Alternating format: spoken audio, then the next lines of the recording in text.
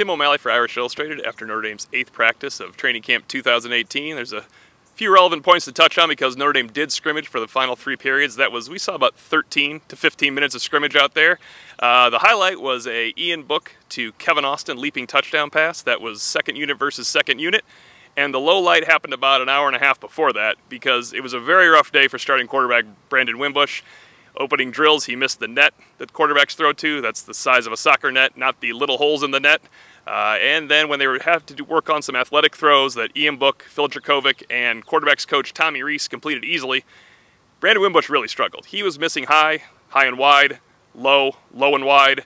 It was a very rough day for him. Now, that was not indicative of everything he did. We don't want to overemphasize what happened, but even Brian Kelly kind of doubled down by saying, hey, you weren't in there yesterday. Brandon Wimbush had a really good day. Speaking of Friday, he did not today. There's no other way of looking at it.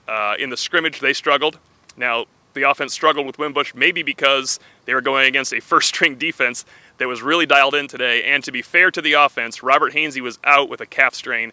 Kind of turned the whole offensive line into flux. Tommy Kramer had to shoot out and play right tackle. Trevor Rulin started at guard. So it was really not built to be a day for the first-string offense against the first-string defense.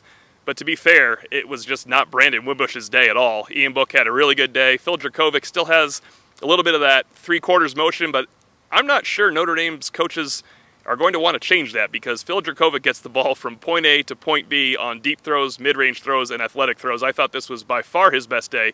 We barely even saw the rookie quarterback on Thursday. All in all, those two quarterbacks had a very good day. Brandon Wimbush will have to bounce back, and for the first time, I think the media started wondering if this happens more often, will Brandon Wimbush be the starter against Michigan? Now, we might be jumping the gun, but I can't imagine he would survive 2 or 3 more practices of this nature. On a positive note, we saw some good young players today. Jafar Armstrong continues to impress. Brian Kelly kind of compared him to Theo Riddick, and it's a huge compliment. First of all, Theo Riddick's in the pros, and if you don't know Brian Kelly, he really held Theo Riddick in high regard on that 2012 team. What Armstrong does like Riddick is he splits out a lot. He goes to the slot receiver. He was making plays today. And Brian Kelly mentioned, hey, this guy can go all day. He has the stamina, and that's what we've seen. He looks like the best back out there, not named Dexter Williams. And it'll just be interesting to see if Armstrong can really become a true number 2 or even 1B to Tony Jones while the Irish offense waits for Williams to return. Other young guys that impressed, Kevin Austin, a leaping touchdown, and a name you really haven't heard yet. He was going against backups on the offensive line, but it was live drills, 1-on-1 and 1-on-2, and Jamian Franklin had himself a day. The backup defensive tackle, I don't know if that means he gets in the rotation. We have not seen him working with the 2s when they bring out first and second string, but it's probably something to look forward to in the future. There's another guy coming along in Mike Elston's defensive line. That's it for Irish Illustrated. We'll be back with practice reports, offense, defense, notes from Brian Kelly, and player videos, all on irishillustrated.com.